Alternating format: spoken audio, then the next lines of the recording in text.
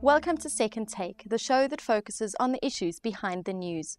South Africa's Chamber of Mines is calling for a new electricity dispensation for the country, with Chamber of Mines CE Zoli Deliza saying that something quite fundamental needs to be done. Mining Weekly editor Martin Creamer is with me in the studio to unpack the issue.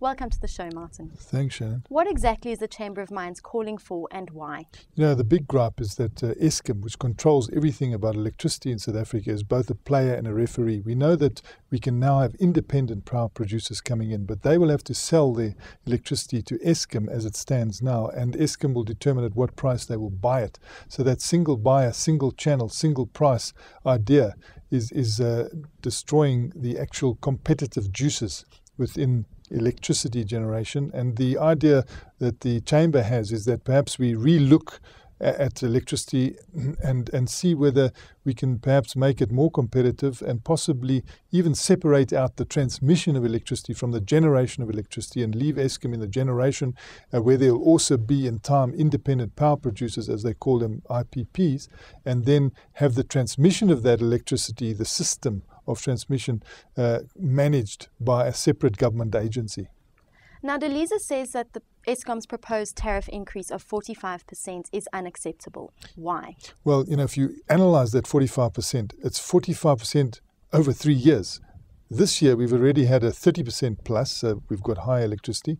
And if you have 45% over 3 years and it's compounded, it really amounts to more than a real 200%, which is going to be difficult for South Africa to swallow unless it's properly funded. So he's saying, as it stands now, it's unacceptable. Everybody realizes that Eskom cannot continue to sell a product below cost, which it's doing. So definitely everybody agrees that this must be a business. And at the moment, it's not a business because they're selling their product at below cost. But the way you fund these increases needs to be looked at. And perhaps not just through a straight tariff like that you have a different funding arrangement and maybe even go back to prescribed investments that we used to have previously, that you would have the banks having to invest, say, 5% of what they have in a certain particular category so that could be fed into electricity over a short term so that we can get over this hump. CIC Energy has started dealing directly with government rather than Eskom to determine the price they'll be paid for their energy. What's going on? Yeah, very interesting. CIC Energy, you know, they're always quick off the mark. We saw them a couple of years back go across the border into Botswana, and CIC Energy listed at the Toronto Stock Exchange, getting its money from Toronto, but looking to sell its electricity across the fence into South Africa and bringing in a Chinese contractor to build the power station rather quickly and at low cost, and then possibly do a deal. It was having to do a deal with Eskom to get a power price arrangement agreement. Now, and unbeknown to us, it seems the regulations have changed, and CIC Energy let us know about it this week in no uncertain terms, that there are new generation regulations which allow them to bypass Eskom and to deal directly with the Department of Energy and other stakeholders in government, which means that they're getting away from this issue of Eskom being both the player and the referee. Why is it a good thing that they can bypass Eskom? Well, you know, when you have the buyer of your electricity determine at what price you can sell, it just makes no business sense, really. It's like playing a game of cricket and deciding, well, I'm the batsman, I'll choose the bowler. And you'll choose someone whom you can hit out the ground, you know.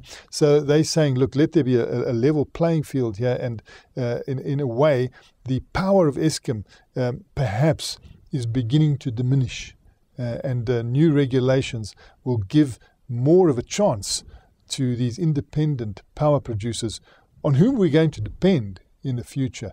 So it is good to make it more attractive for them, because it's no good inviting them in to produce power, but it's not an attractive proposition for them.